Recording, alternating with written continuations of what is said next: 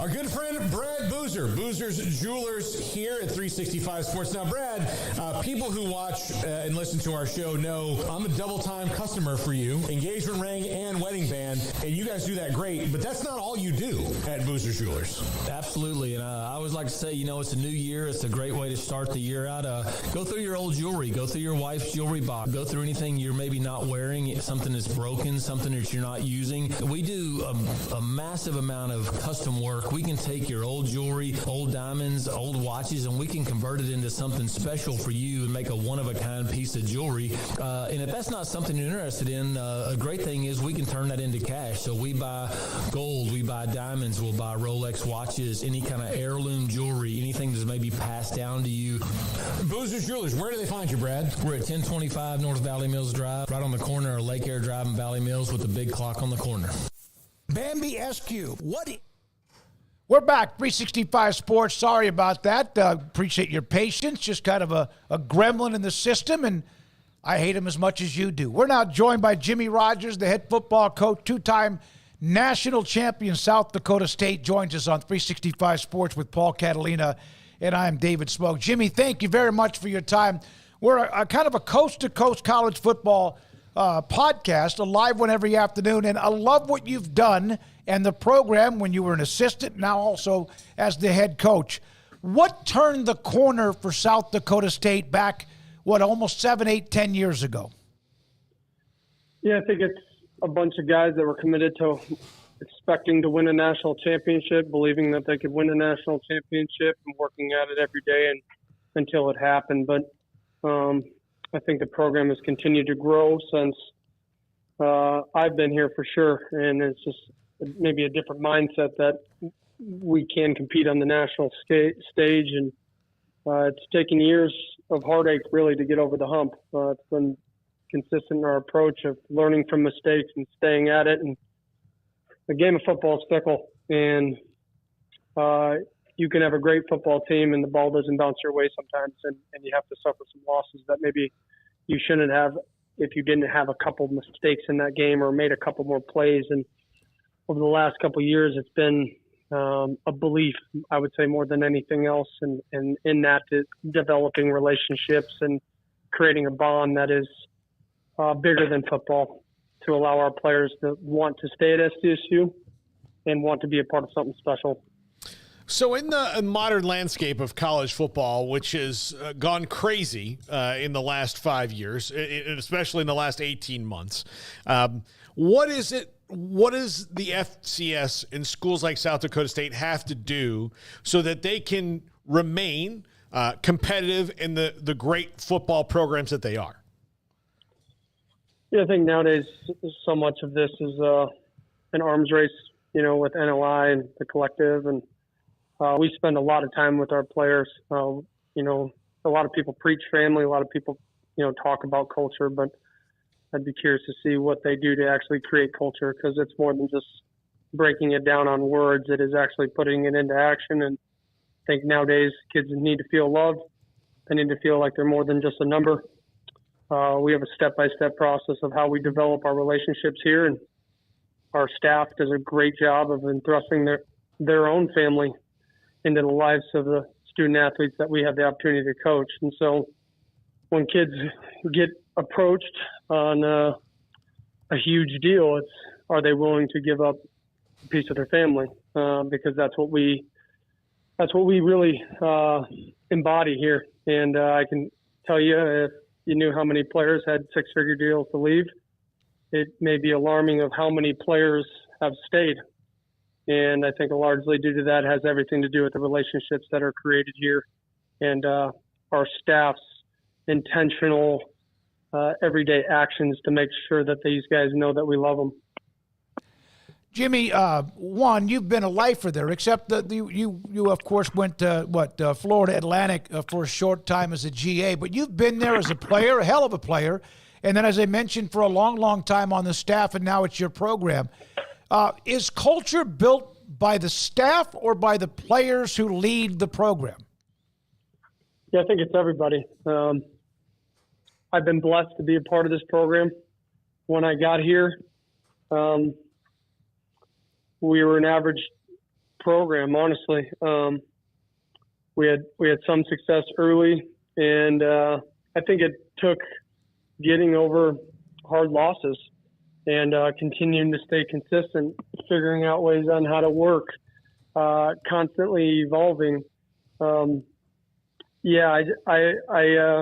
been here so long and I've seen it evolve. It's hard for me to put into words of how it was done other than consistent action every single day of wanting to give your best and giving your best for those around you. I feel in debt to South Dakota State because of what it's given me in my own personal life and the friendships that I've been able to create, not only as a player with my teammates, but as a coach with my players.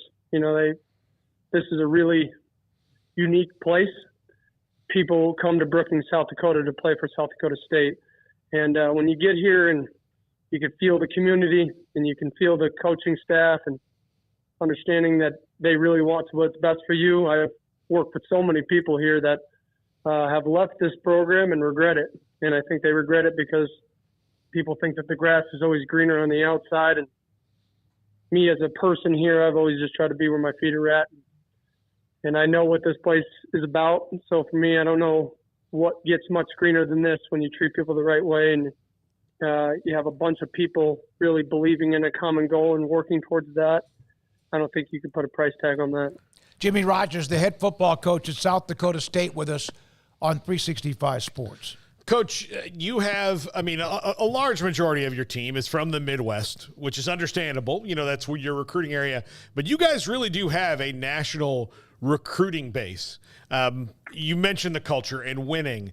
Is it maybe not as daunting to some kids who are from Florida or Texas or Arizona or whatever to make that big commitment to go so far away in a climate that is the exact opposite of where they're from and all that, because they can feel that and they want to be a part of something that is great? Yeah, I think it's grown. We really try to focus on winning the in-state battle of recruits here and getting the best players in the state, and then really recruiting the areas in which touch the state of South Dakota, along with Illinois and Wisconsin. But daunting, it's daunting still. Come out here in December and have minus 15 degree weather and 25 mile an hour wind hit your face and find out how much you love football. I think we find the right kids, and football is extremely important to them, but we find the right kids where education is important to them too, and they're just great human beings that really fit what we're looking for.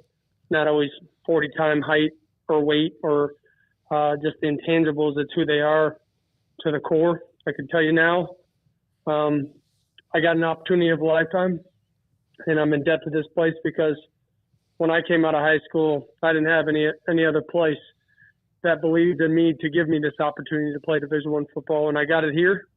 And I took a chance on South Dakota State when they took one on me, and I've loved every bit of it. You were from Hamilton High School in Chandler, correct? Yes, sir. So you had basically no offers, and they reached out to you? Yeah, there's a mutual relationship with the co-offensive coordinator at the time, Darren Wilkinson, here at South Dakota State. Mm-hmm. He was previously, a couple of years prior, at Eastern Arizona Community College in where is that in Thatcher, Arizona. He recruited my brother, and I could say, if it maybe not for my brother's efforts and how he went about his business, maybe I don't get that same opportunity. I think Coach Wilkinson felt comfortable standing on the table because of what my brother did at junior college and really what my family was about and how I was raised. Because I'm 5'9", 200 pounds maybe coming out of high school. Wasn't much to me. But I love football. I love competing, had a lot of high school success, as many players do, but I didn't fit the mold of what a Division I athlete would look like.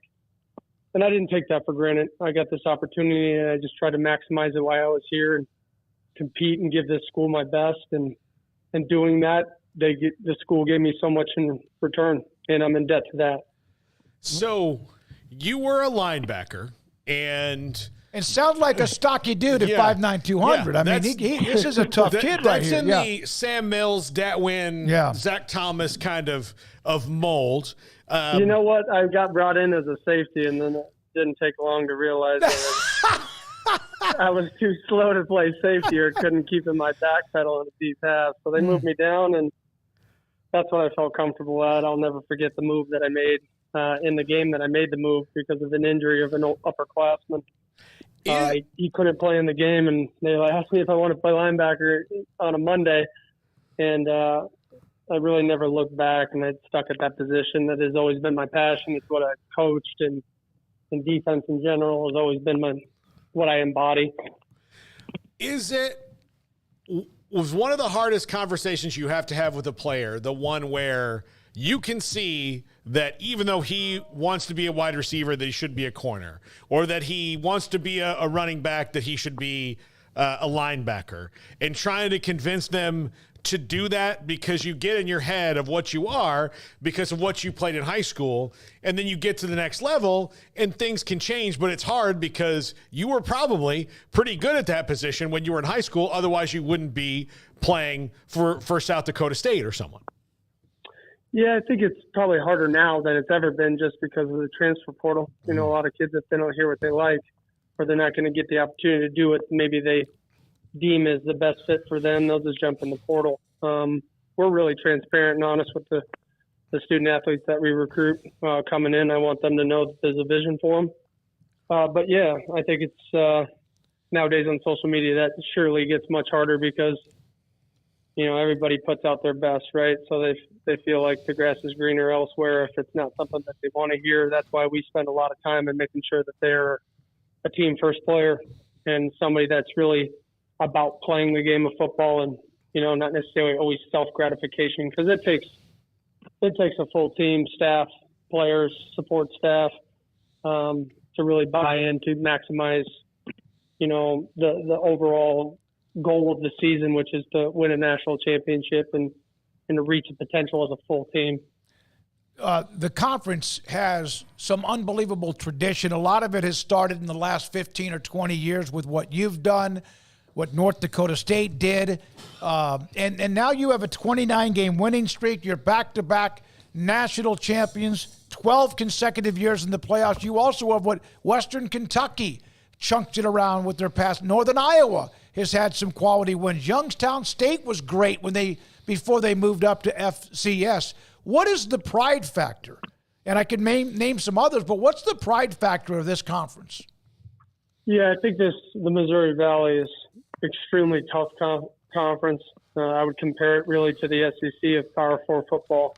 If you could just look at the rankings and say every week, you know, there's a potential that if you don't go out and play your best football, you can lose one of those games. And so really we focus a lot on ourselves just because we can't control the outside noise and we really can't control what other teams do. We can control our own actions. And in all honesty, everybody always asks about the streak of winning games. And it is a little unique to coach a bunch of guys that have never experienced losing. But I would say we don't really talk about any of those things. We don't talk about a national championship. We don't. We talk about the process of the action in which we need to take in order to become what we want to become. But we don't really talk about results. If you look at our goal boards or what we consider the standards in which we're going to live our life by, none of it have any type of quantitative measure to it. It's not about we're going to hold anybody to this or that. It's just about being our best and controlling what we control on a daily basis to go out and produce a product and the results be what they be. You're looking at your schedule this year. You know, you guys have won some titles now. You shouldn't have to play North Dakota State and South Dakota, the rivals, back to back. That's for anybody. That's an exciting stretch. Do you have to look at it differently because those games get ratcheted up, or is it like you just said, like, you know, don't talk about it? It's just the next one on the schedule. Yeah, I mean, the players feel the excitement of all rivalry games. How the schedule comes out, it is what it is. We're going to play them at some point in the season, and we just reset ourselves every week and try to control the motions of not being too high after a win and not being too low if we were to lose a game. It's just about living in the present and giving our best and going out there and playing for one another and loving playing football because you love the guy next to you and you love the actual process of it all. And it takes having success, right? As a player, it takes having success to feel that joy. Like nobody likes going out there and losing. But I feel like we have a good recipe of how we do things here with the relationships in which we create with the players, to how we teach our players, to how we develop our players in the weight room. And surely they can feel the commitment of our staff to them, and they could feel the senior leadership and just the leadership overall of the team, the overall buy-in, that when you come into this program, there is no easy out. You have to work hard on a consistent basis and give your best unless you would be called out. It's just kind of it's what we have developed here over years. This shouldn't happen overnight. A lot of people see this success, but we've been banging at the door for years. If you don't mind, how many times if South Dakota State, if you're AD or whoever, you contact a school in the FBS for a game, do they hang up on you? Yeah, I don't really make those calls.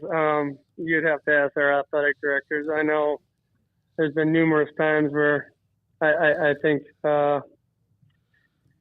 FBS, they're caught up in their season, just like we're caught up in our own season. And then they realize after the season, when they have the opportunity to watch our level and really the level of what the Missouri Valley is, they notice that it is extremely competitive and that they need to get ready to play their best because we're going to get ready to play ours.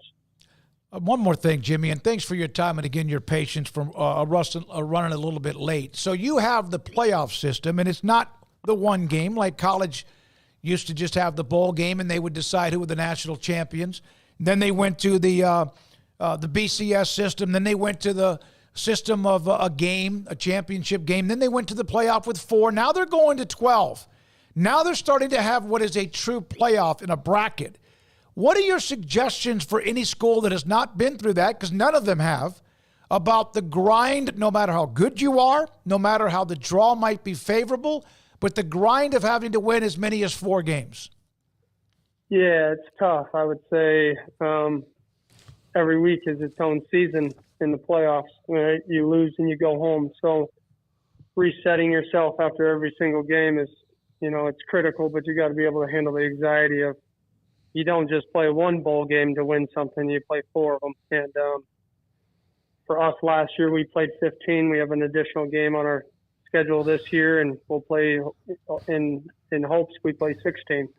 But that's a long season because you got to account for fall camp. And then in a normal season, you're prepping and playing a season of 21 weeks. That's a long time of being locked in and really being even keel and going to work every single day and really pushing yourself through the mundane, because the work is mundane.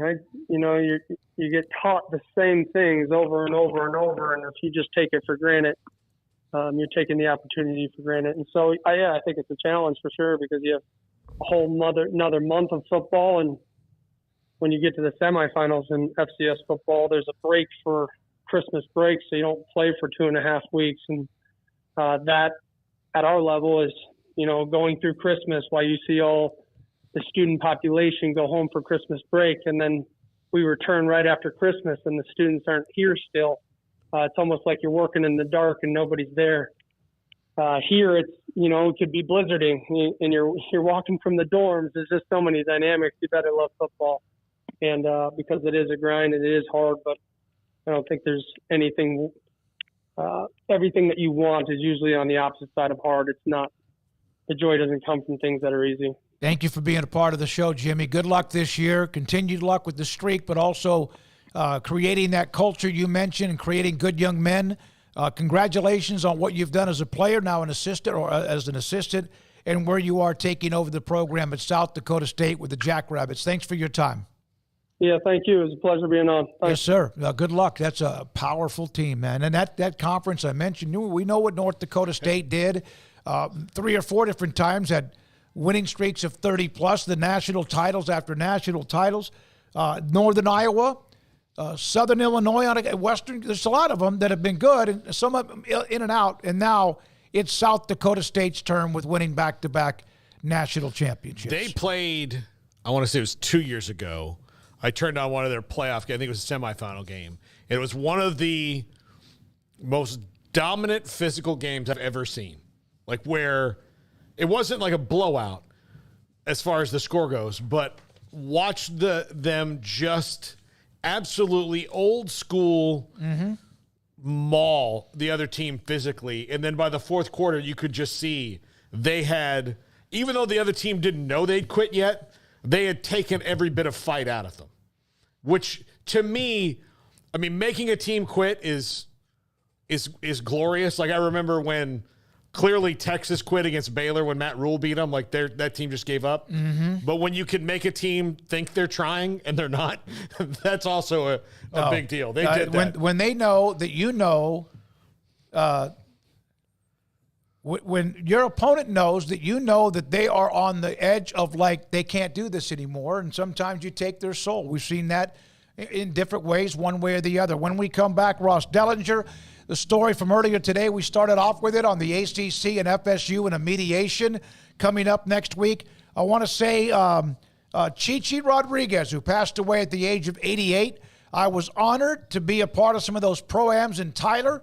And I'll never forget at Willowbrook Country Club, he did a range, like, trick shot lessons. He was a showman. He used to take the putter and act like he was like, the ole and, in a fight. Unbelievable smile.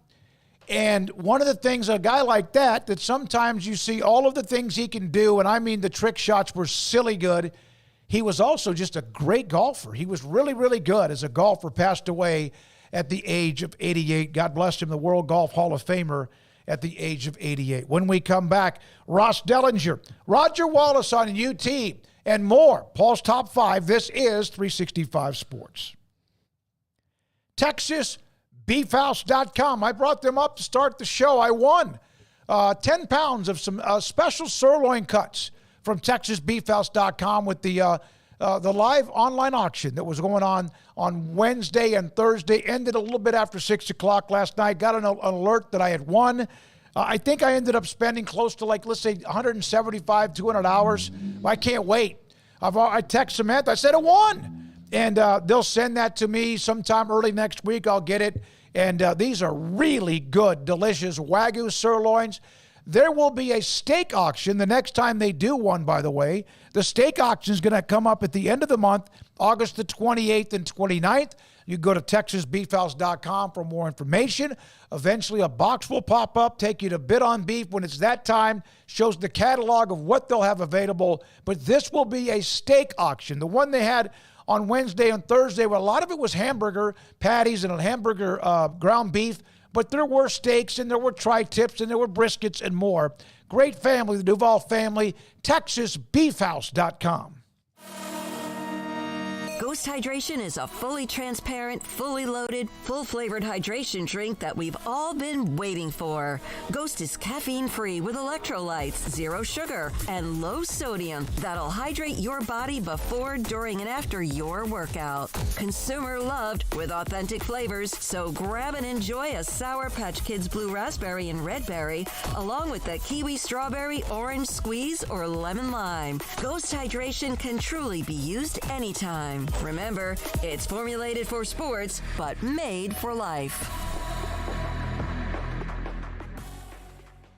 It was broad daylight. I stepped into a gas station for 5 minutes to grab a snack, and just like that, my car was broken into. They made out like a bandit. My laptop, my phone, everything. I called my agent to see what could be done, and he restored my faith in humanity. My claim was processed so quickly, and I was able to recover my losses. Stop by and see our agents at one of our 3 McLennan County locations. Coverage and discounts are subject to qualifications and policy terms and may vary by situation. There are 26 letters letters in the alphabet, over 600,000 words in the dictionary, and just 3 of them said together can change everything. Let's order pizza. Those 3 words lead to dough made from scratch and 3 fresh signature cheeses that blanket golden crust in a heavenly melt on Marco's Pizza that'll blow your mind. So visit marcos.com to order and stop by Marco's Pizza in Belmead, China Spring, Woodway, and in Robinson. Marco's. Pizza lovers get it.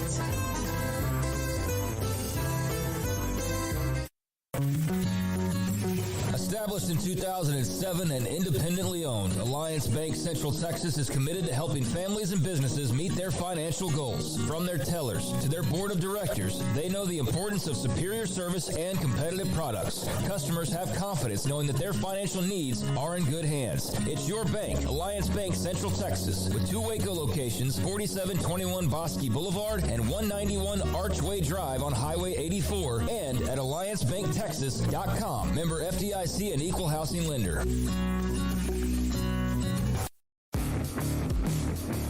This is 365 Sports, powered by Sikkim365.com. This segment is brought to you by Bud Light. Enjoy the smooth, crisp taste of Bud Light beer. Easy to drink, easy to enjoy. 365 Sports as we take you into the weekend. By the way, I had mentioned this week a couple of different times that Tim Brando was going to be a part of the show. He had a couple of doctor's appointments this week, so hopefully, from what it sounds like, I'm not going to promote what day, but next week will happen. Also, Phil Bennett.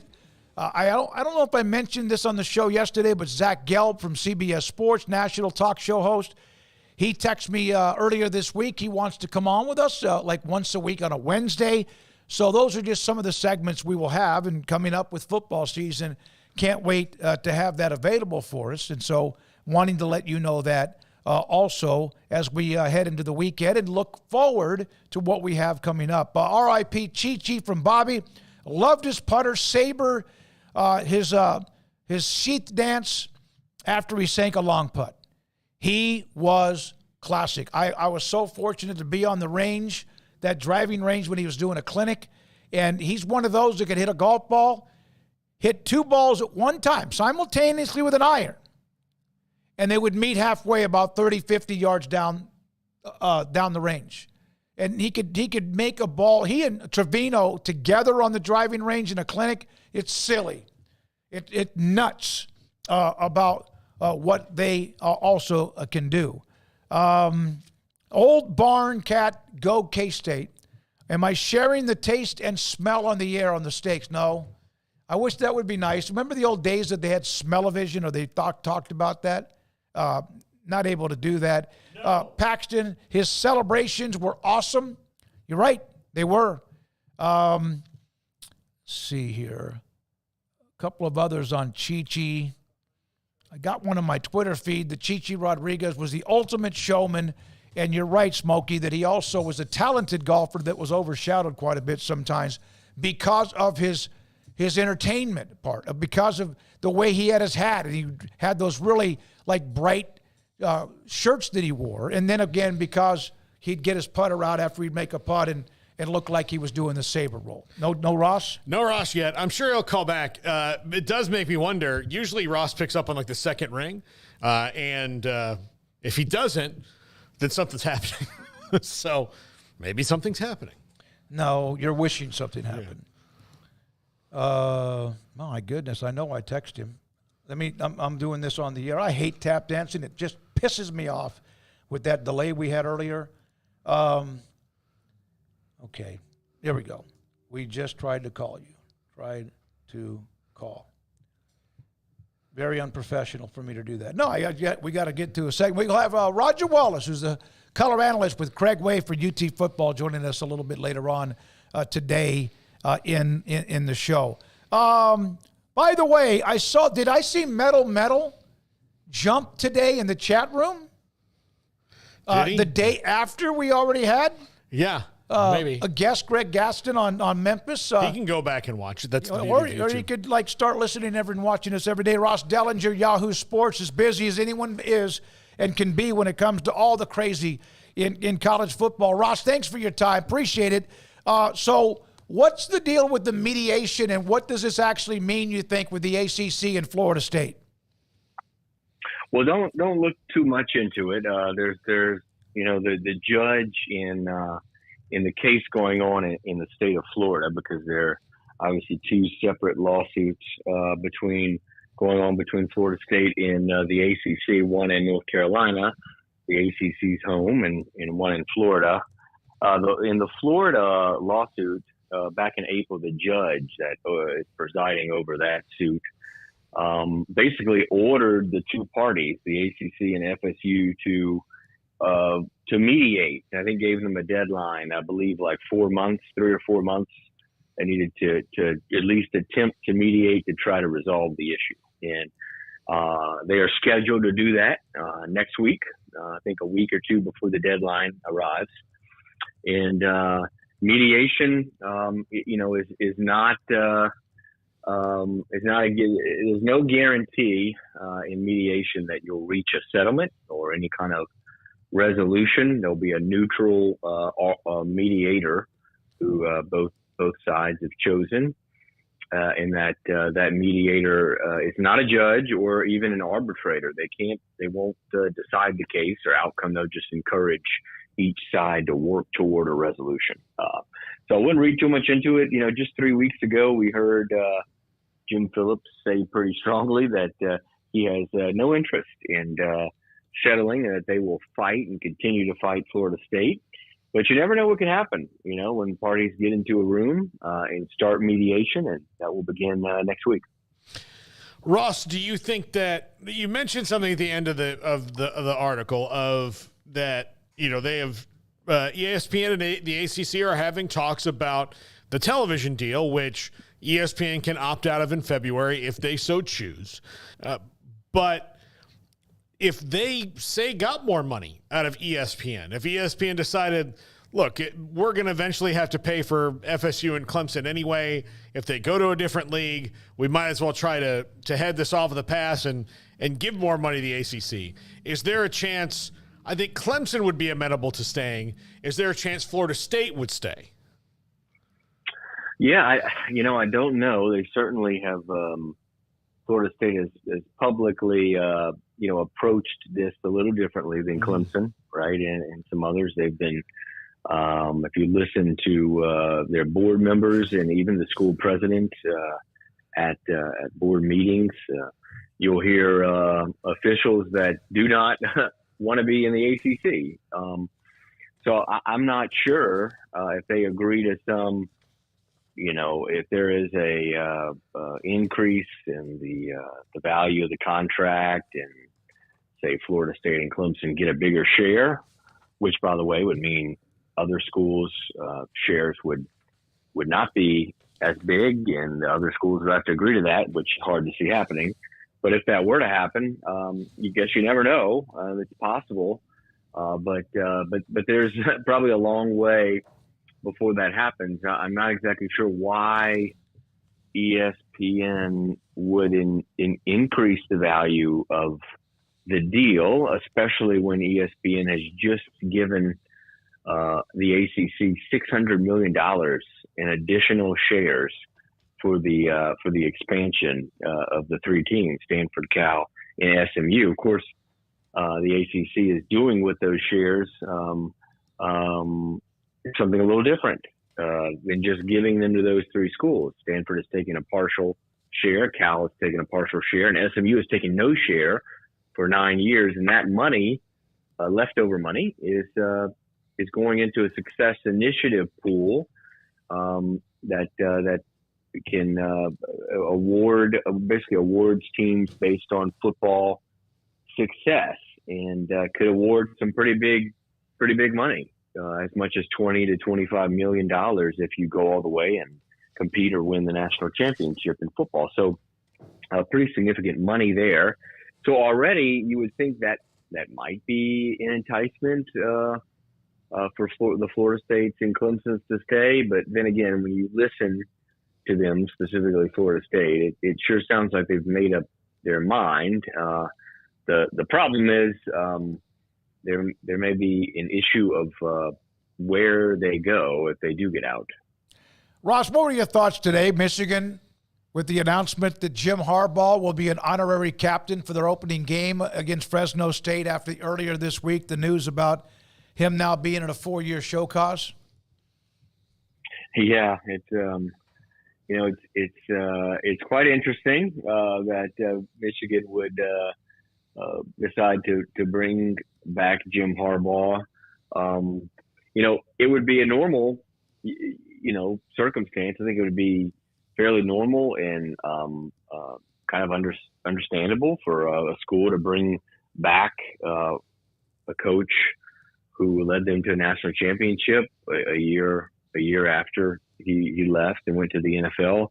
However, this is not an ordinary circumstance, obviously, because Jim Harbaugh was just, as you mentioned, was just hammered with a 4-year show cause and a full season of suspension if he ever returns to college football. And that's not even the sign stealing case. That is a separate case of the recruiting COVID dead period, the violations that occurred there.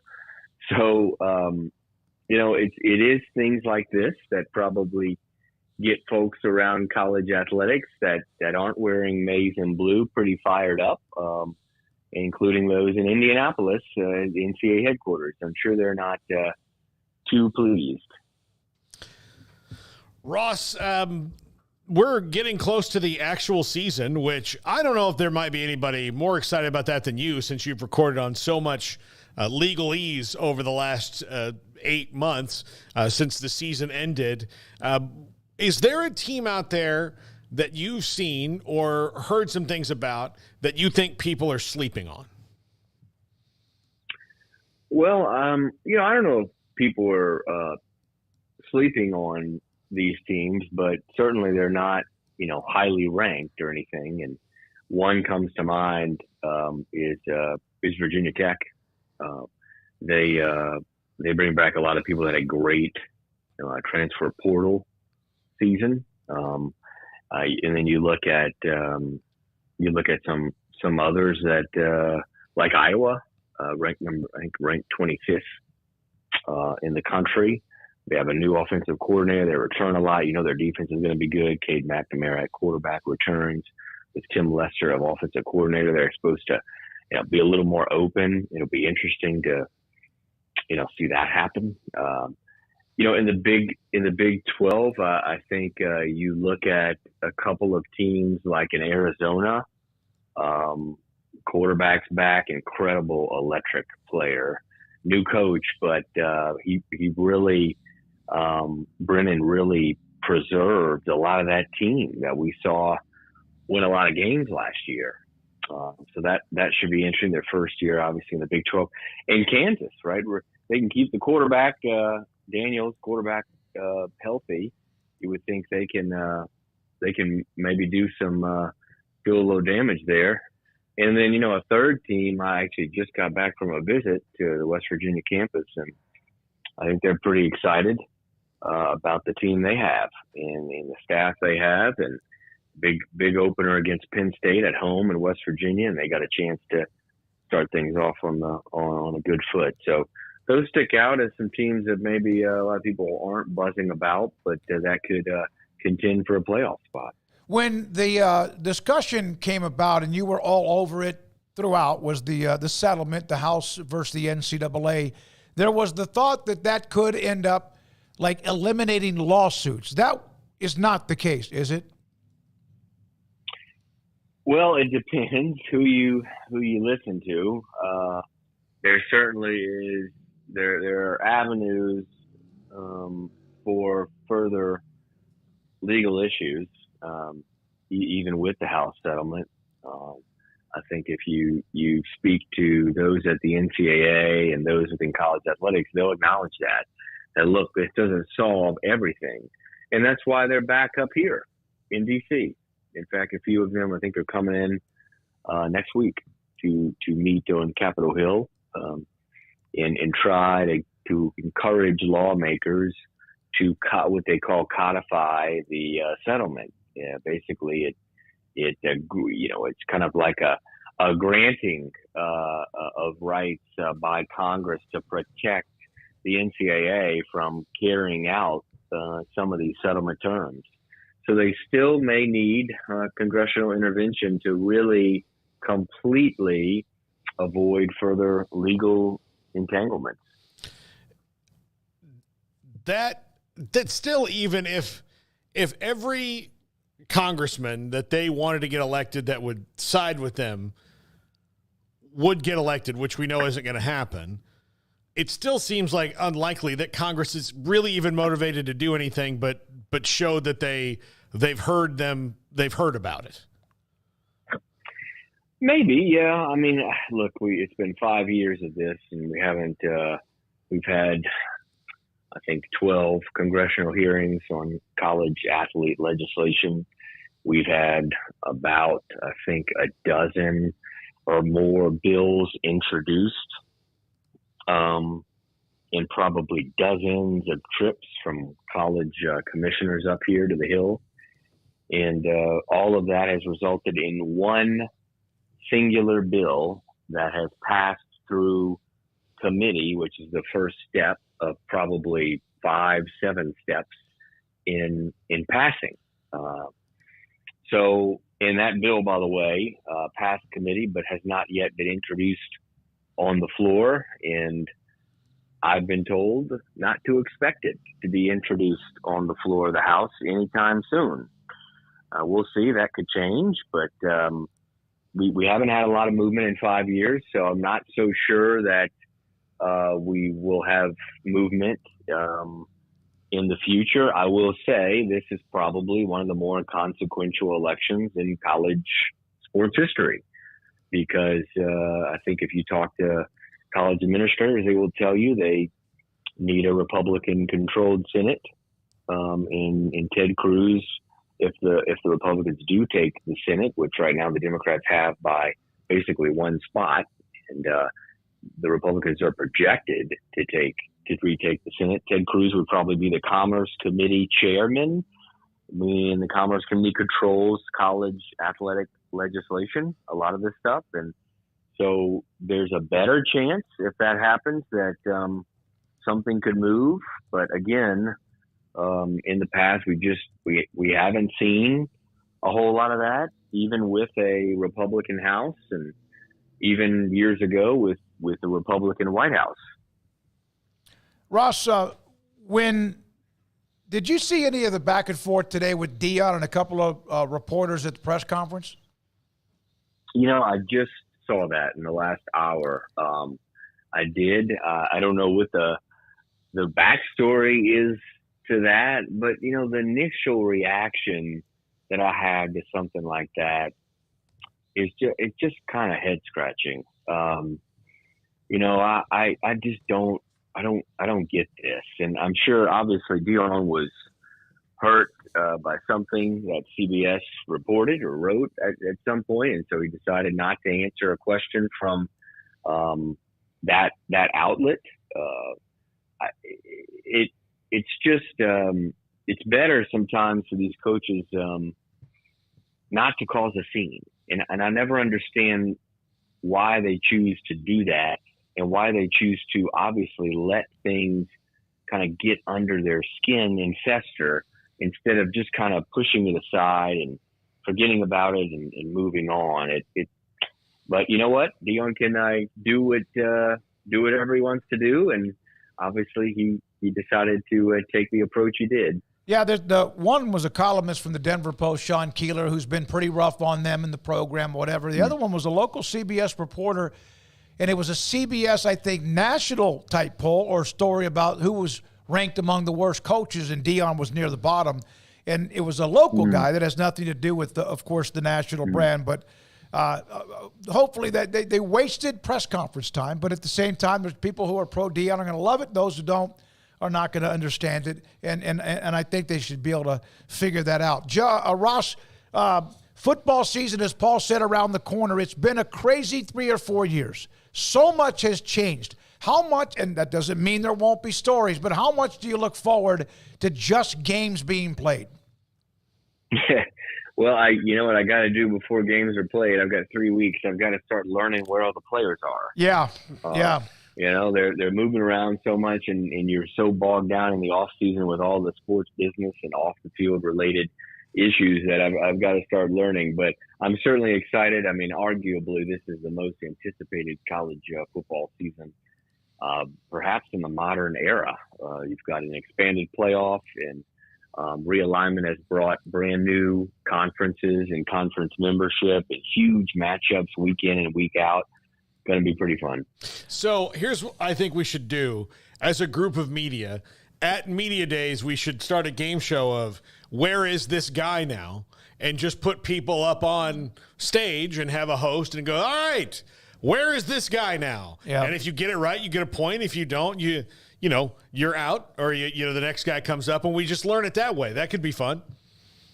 Yeah, let's do it. Sounds like a plan. Yeah. Thanks for your time, Ross. Appreciate the time you give us. Ross Dellinger, Yahoo Sports. He is a great follow. He and Yahoo Sports. We've had Dan Wetzel on, who's covering the Olympic Games, and when he's back, we'll get him too. Thanks to Ross Dellinger. Coming up next, Roger Wallace. He's the color analyst of UT Football Radio. What does the loss earlier this week of C.J. Baxter mean? We have discussed it ourselves, but we'll hear from Roger. And he's next, and this is 365 Sports. The Baylor Club, they just had a big membership drive. It was yesterday evening, and I reached out to Mike Mosel, who's the general manager.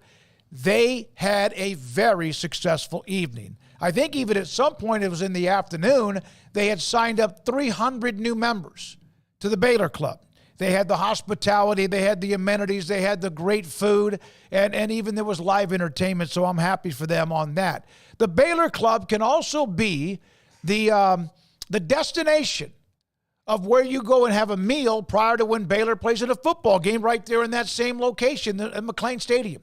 It could also be where you go have dinner on your way to watch a men's basketball or women's basketball game right across I-35 in the Foster Pavilion.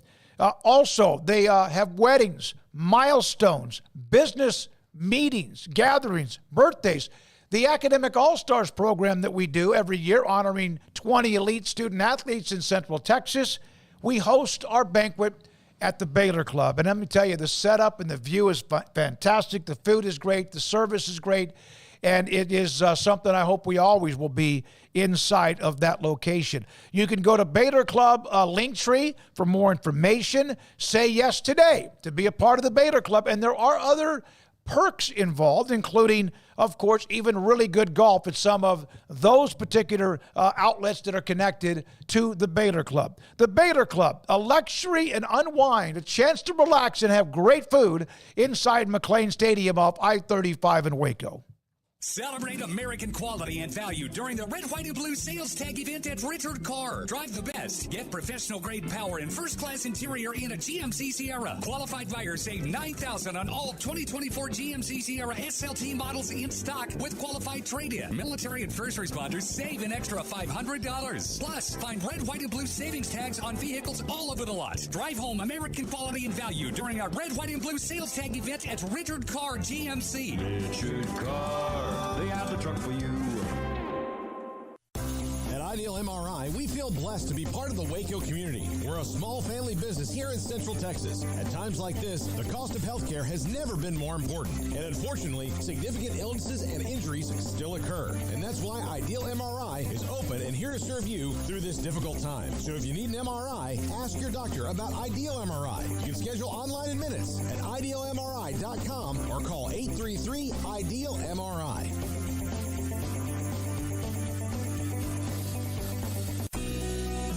Johnson Realtors guide you seamlessly through the process of buying your dream home or selling your current one. Commercial, farm and ranch, or residential, Camille Johnson Realtors can smoothly and successfully lead you through any transaction. With a team of 28 experienced agents who are excited about serving you, Camille Johnson Realtors services the entire greater Waco area. If you're in the market to buy or sell, contact Camille Johnson Realtors, 104 Midway Center in Woodway, or find them online at www.camillejohnson.com. Camille Johnson Realtors, elegant, charming, warm. Welcome home. Parenting is full of surprises. You never know what to expect. So after our son was born, I called my Texas Farm Bureau insurance agent to set up a life insurance policy in case something happened to me. Sawyer is now 2. And we'll soon have a sister. There's no one else I would trust with protecting my family. Stop by and see our agents at one of our 3 McLennan County locations. Coverage and discounts are subject to qualifications and policy terms and may vary by situation. Baylor alumni are more than 160,000 strong. When we all join hands to support our university, we don't just move the needle, we move mountains. Working together, we create life-changing opportunities for students on the field, in the classroom, in the laboratory, and in life for generations to come. So get connected, get involved. Learn how at baylor.edu/alumni.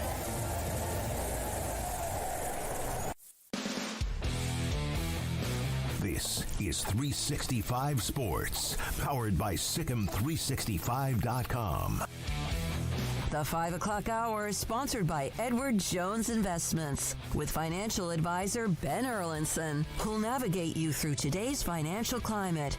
Edward Jones, making sense of investing.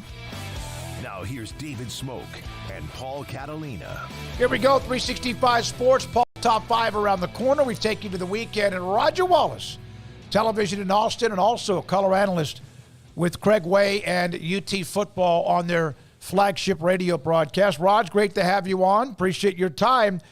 When you heard the news about C.J. Baxter, and I know you're right there in the middle of all that, they have Jaden Blue, who's phenomenal.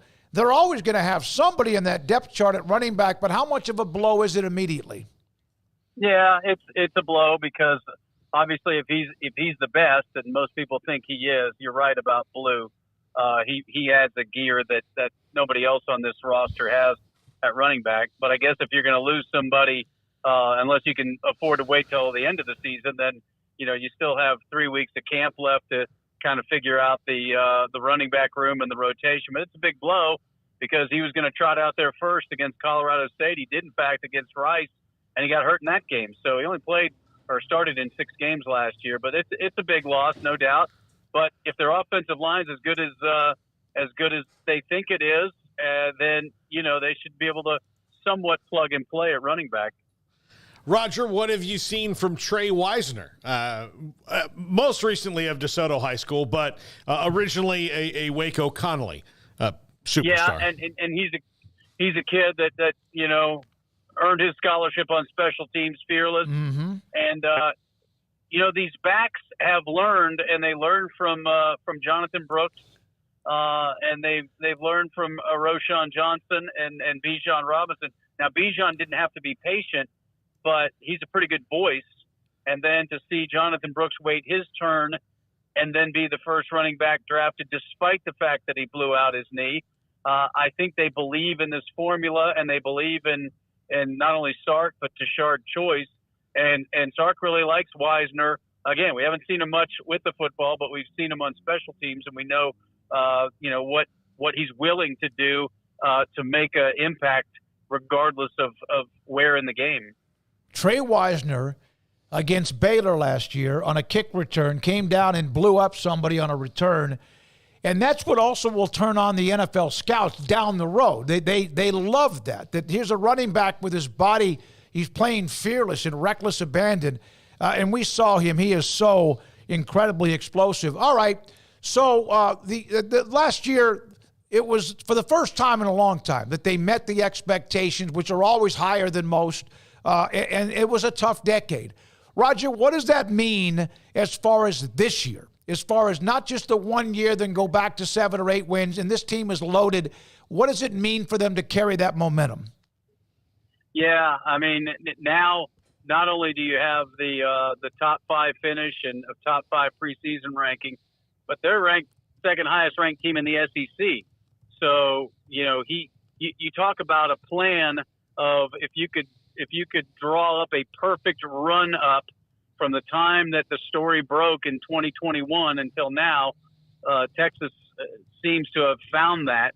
So the expectations are high, obviously the playoff, because that's 12 now, but certainly the SEC title game. They've got a very favorable schedule on paper. So they're through the roof. You get a veteran quarterback. They think that they've done a good enough job in that receiver core because they lost a lot, but they have a lot, but you never know how all that's going to work. So we'll see. But yeah, Dave, when they're not good, the expectations are high. So you know what that means. Yep. Heading into this season. No doubt. How badly are they going to miss Sweat and Murphy? Yeah. That's a big loss, no matter what you have coming back, because of how good they were. And you're talking about defensive player of the year and defensive lineman of the year in the Big 12. That's a pretty rare combination. They've got some dudes. I think Vernon Broughton's going to have a really big year. They hope Alfred Collins can kind of put it all together in the middle, and then they recruited well. So they think they've got guys coming up that haven't taken a lot of snaps. They got 3 transfers. They've got on the edge Trey Moore from UTSA, Ethan Burke from Westlake High School here in Austin, that I think surprised a lot of people. And they love Barron Sorrell. I think he was on Bruce Feldman's freak list out on the edge as well. So we'll see. Back end is going to be a question, obviously, as it was last year. I think that's where you're going to have – that's where you can't afford like a Manny Muhammad going down.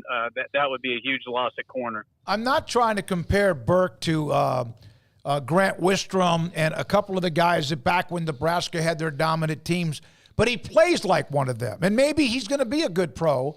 Tomich, I think, was another name when they had those great players, and some of them were like not highly rated or walk-on players. You know what I'm talking about? Is that kind of who he is? Oh, yeah. Yeah, I think you're right. You know, he's a kid that originally committed to Maryland because of lacrosse, and then Michigan, and then finally Texas offered, and he couldn't turn it down.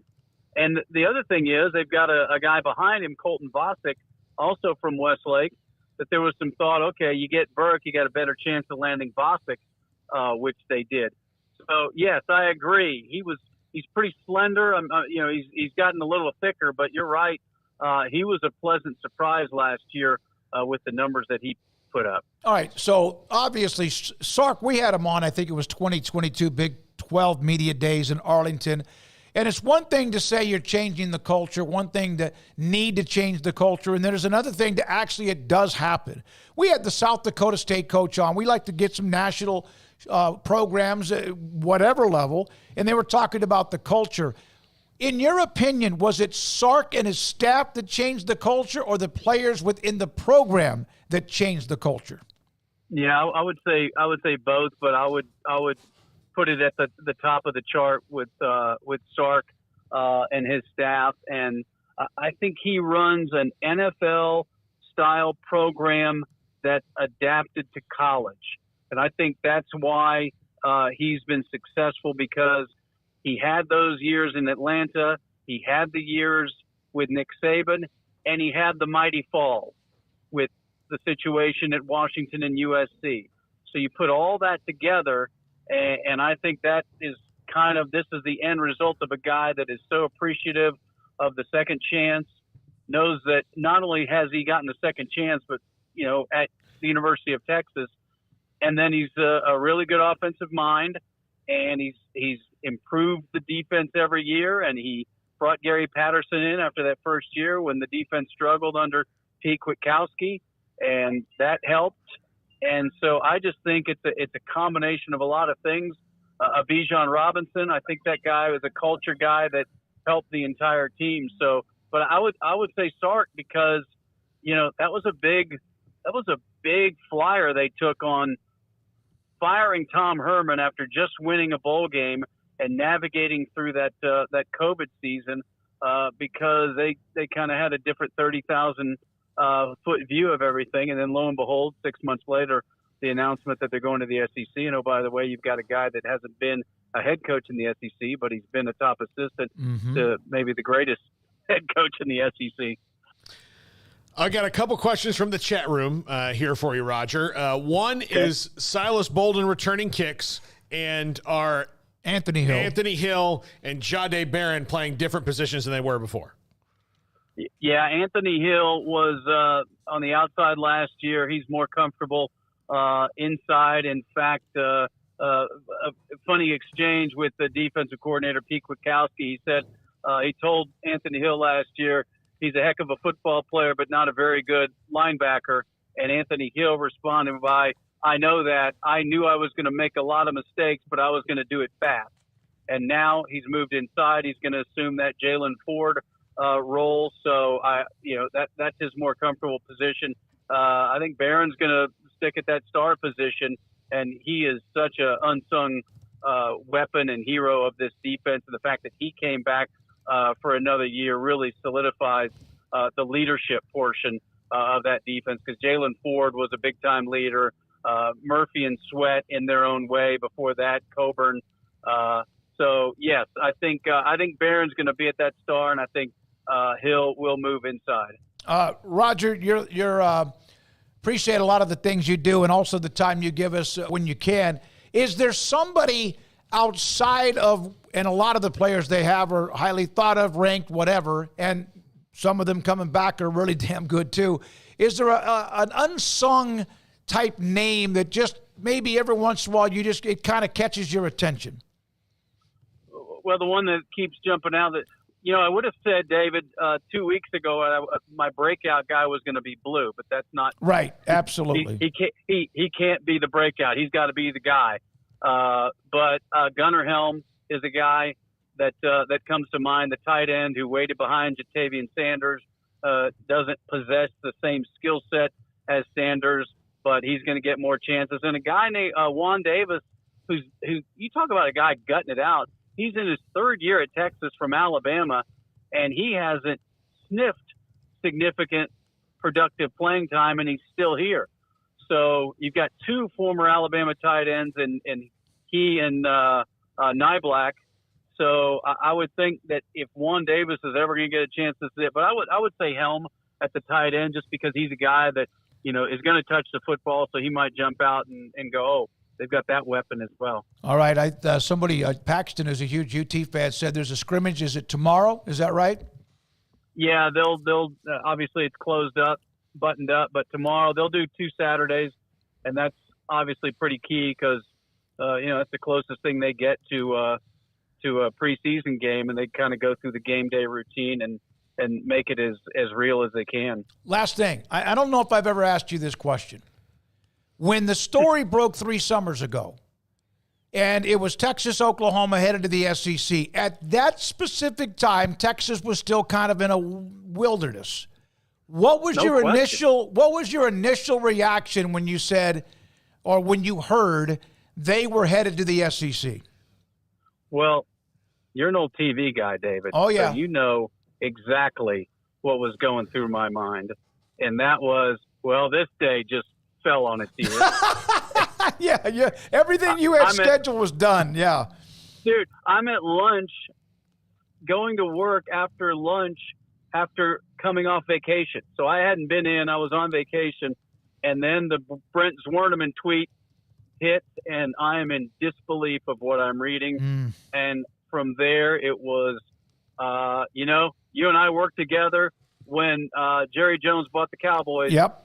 Back in 1989, and it was kind of like that, only times about 30, because back then it wasn't an hour by hour obligation in our world. So that's kind of where I was in disbelief and just ready for all the newsroom bullets to start flying at me. And that's one of those where you go from doing 20 minutes after the hour regular sportscast to you're probably very much at the top of it. And like you said, whatever you guys had planned, games you'd covered, features you'd done, any of that was wiped out because of that day.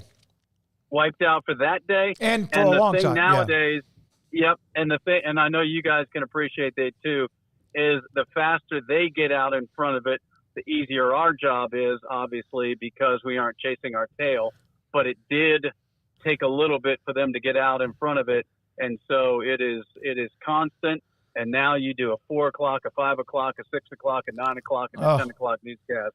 So from the TV side, it was one of those days, they're coming.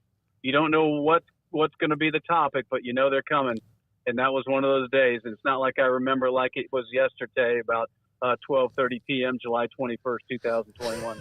It was, by the way, the day Jerry bought the Cowboys was February 25th, 1989. Yep. And I was trying to think of what my life was like then that day. I remember my dad being all, a Twitter about it because he was a huge Cowboys fan. And then that being on my mind. But the other thing was around that time, the trailer for the first Batman movie with Michael Keaton had come out, and I was negotiating because it was PG-13 with my mom, what I would have to do to see it. Yeah. And so that's right. that was Roger, I want go ahead. And David, we were in Tyler, but we thought we were in Dallas. Yes. But we obviously didn't have the resources to go track down much more than just see what was going on. And oh, by the way, the old AP wire helped us out a little bit. Yeah, absolutely. But yeah, it's just one of those moments in your career you'll never forget. Can you share with if you don't, I love you, man, and we have you on, and it's great. The moment that you and I were in Thousand Oaks, California, and we did a live sportscast from Cowboys training camp, and it was like groundbreaking for the station we were at the time, because we did not have a satellite dish or anything like that. Do you remember the reaction that you and I had after that thing was over? Those are some of the best days of my career because of things like you just said. We celebrated like we just won a game. Yep. And we were on top of the press box at Texas Lutheran, and we were supposed to have a guest. And I think it was supposed to be, I don't know if Jimmy Johnson, but anyway, we yelled down to Mike Shula, if memory serves me correct. He's walking around, and he came up, and he was a guest. But we had Aikman on. We had Michael Irvin on. It was ridiculous. And remember this, David, that's when we had another reporter in Houston because Earl Campbell was being named a Texas legend that day. Yep. And we also had a report from Houston, and you'd have thought we'd invented television. Absolutely. We finished up the live. We had a window, and back then you had like 15-minute windows. We had a window, and when Roger said goodnight from from Thousand Oaks, it was Cal Lutheran University. You and I started running around like a couple of idiots. As if we had, like you said, just won a game. I wanted to bring that up because I honestly, when I was starting to talk about that, I swear to you, I got goosebumps because it's a memory even that many years ago that was with you, and we had the best time, and that was awesome, and proud of what you're doing, man. Great to have you on the show today. It was incredible. Of course, our boss saying as we went to the airport, failure's not a possibility didn't help us anyway either. So. Yeah, that's exactly right. I think God it might have you, been Jerry. like Jerry Gumbert, our great friend. Thank you, buddy. Roger Wallace with us, University of Texas color analyst, also KXAN TV in Austin, and does a lot of their basketball coverage too with us on 365. I mean, we were like two kids on Christmas morning coming down in front of and here's presents under the tree. Because you didn't do those.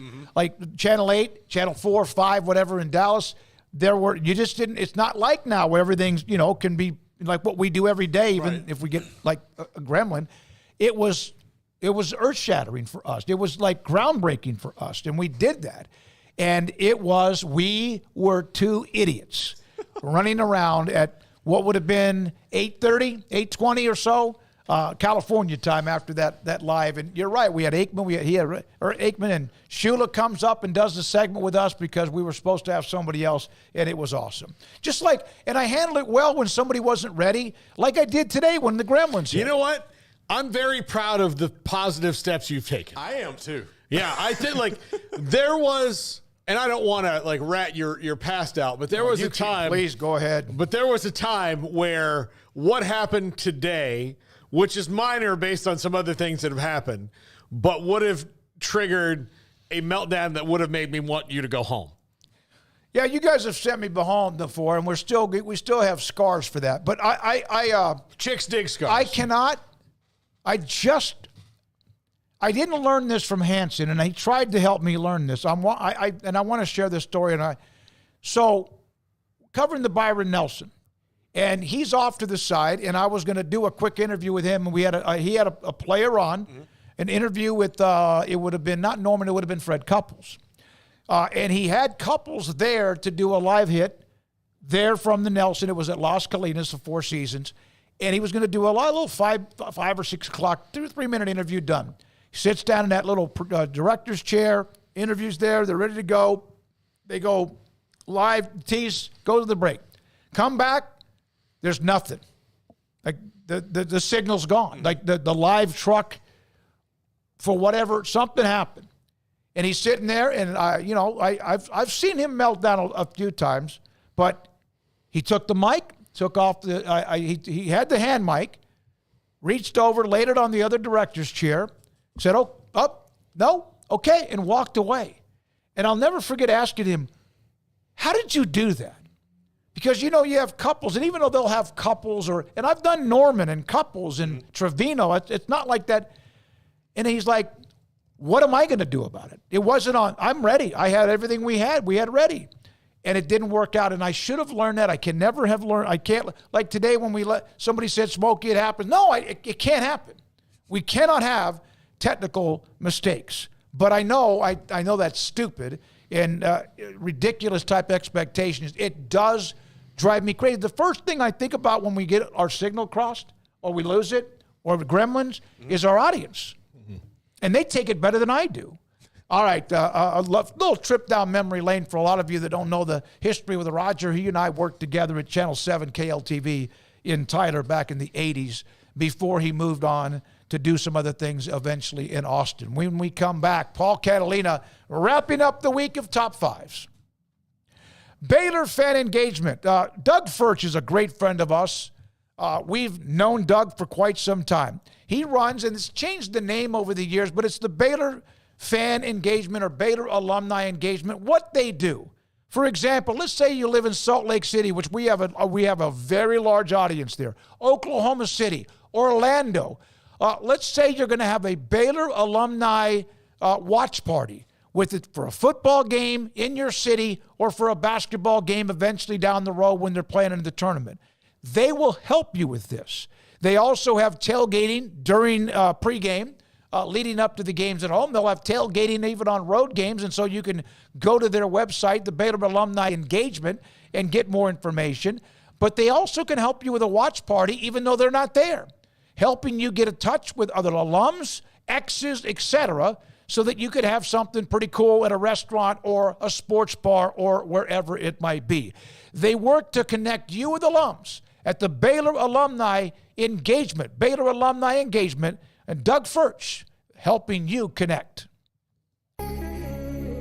It's time for Paul Catalina's Top 5, brought to you by Texas Beef House. Where's the best beef in Texas? Your house when you order from Texas Beef House. Unleash the flavor of Texas-raised Wagyu. From our pasture to your plate, TexasBeefHouse.com.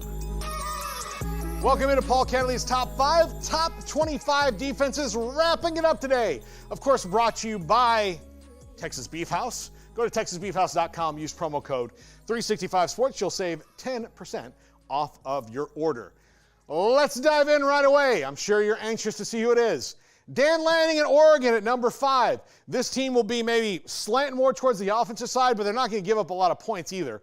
Don't forget, their coach is one of the best young defensive minds in the country and helped build Georgia into a national champion as well. He has got Oregon as fired up as they've been in a long time, and this is a team that's really scary. Look, EA Sports College Football thinks this is the best team in the country. They're the hardest team to beat in the game. Now, does that mean anything? No, but clearly when they started ranking players, like, the Ducks are going to be salty this year, and I think that on both sides of the ball. And we'll talk about their offense next week. Number 4, Georgia. These, 3, 4, 5 are kind of interchangeable, so don't maybe get hung up on the number because it's so close. But while Dan Lanning did help build that defense, the student has yet to become the teacher. Kirby Smart, Glenn Schumann are going to have a great defense for the Bulldogs this year. They don't really lose people there as much as this guy disappears and then another one pops up in his place in those spots at Georgia. They're still going to have that attitude. Remember, Kirby Smart was the guy who helped Nick Saban build his dynasty. He's now built his own one. Glenn Schumann, the new defensive coordinator, his second year as defensive coordinator since Dan Lanning went to Oregon, has kept them pretty much at the spot that they were before. They haven't dropped off anymore, and the only reason they're not number 1 is the 3 teams ahead of them are just really, really good and veteran-laden defenses. Number 3, Clemson. This is how Clemson can win the ACC this year. It's probably not going to be on offense. They've got too many holes there. But defensively, outside of losing Jeremiah Trotter and Andrew Makuba, they're pretty much everybody back from last year, a team that's very veteran-laden. Dabo Swinney and his staff have always had great defenses. They may not have as many, first-round defensive line talents that they've had in the past, but they probably have the best linebacker in the country in Barrett Carter. They've got some defensive backs that will just put their shoulder into the middle of their chest and knock you back, and they're always going to get after the passer, even if they don't have the Dexter Lawrences of the world anymore, at least not this season at Clemson, or at least not that we know. And there's usually somebody coming out of the woodwork for Dabo and the Tigers on that side of the ball. And if you want to know why they can win the ACC, it's because they're not going to give up a lot of points. Barrett Carter, in my opinion, top 3 defensive player in the country. That's how good he is. Linebacker, sideline to sideline, can get involved in the passing game, can rush the passer. Unbelievable. When you have a plus player like that, that is something that makes defense so much better. Number 2, Ohio State. They would have probably been number 4 if they didn't add Caleb Downs. But they've got Jack Sawyer coming back. They've got most of their defensive line back, most of their defensive backs back, almost everybody from a really good defense from a year ago. And then you add Caleb Downs, the best freshman defensive player in the country from a year ago. Jim Knowles has tons of toys to play with. He's going to have a great time getting after folks on a schedule this year for Ohio State that is kind of like Michigan's schedule last year, where you have a few tough teams, but they don't really get at you until the end of the season. So you're going to have that defense have time to build up some momentum and confidence. And even in games where you think they'll give up more points, they don't, because they just haven't. And now they believe in themselves, and that's what makes them really scary. Again, I will tell you this. Ryan Day has no excuse not to be in the playoff, not to win the Big Ten this year. His team is loaded. Will Howard is maybe the least talented player on that whole team, and Will Howard has talent. I'm not knocking Will Howard. I'm just saying that he is stepping into an arena with a bunch of dudes, and the defense should put them in pretty good position to score points all year long. And number 1, Michigan. Yes, Sharon Moore is crying in this clip because I'm sure that the last couple of days have been stressful, to say the least, for the new Michigan head coach. But they return a ton of guys on defense. They maybe lose some of their swagger, but this is a defensive line that's probably still the deepest in the country, a linebacking core that's the deepest in the country. They do lose Mike Sandersill in the secondary, who was the heart and soul of their defense, but, they'll have it. They'll have the attitude. They'll have the things that they need. Michigan, much like Clemson, you're not going to be fascinated by their offense more than likely this year, but their defense is going to frustrate everybody, and they'll figure out ways to win games. That's it for the top 25 defenses. I'm Paul Catalina. Smokey joins me in a second as we wrap it up. Hope you enjoyed it. By the way, I didn't get a chance to forward it to Garrett, but retired stockbroker sent me a text. It is him on the tee box and Chi-Chi's in the picture. Oh, wow. Oh, that's awesome. Wait a minute. Leslie's father, his wife, on the left, he and Chi-Chi played many times. This was from 1976, so I forgot that Chris wasn't in this picture. Feel free to post it or use it, but I didn't have a chance to get that to you quick enough. But I know that he may have sent it earlier. But that's pretty cool, Leslie. Awesome playing with Chi-Chi Rodriguez. I was at that Pro-Am and had a chance to get to interview him and Trevino, and that, I don't know if I could get much better than that. All right. Thank you to Garrett Ross. Thanks to Jack McKenzie. Emery Winter will be dialing up 365 Sports tonight at 10:30 on the CW. Sorry about the earlier inconvenience, and if you haven't hit the like and subscribe button, please do if you don't mind. For Paul Catalina, I'm David Smoke. Our sponsors every day that bring this show to you, and you are here, and we appreciate your time. Have a great weekend. We'll see you Monday, and good night.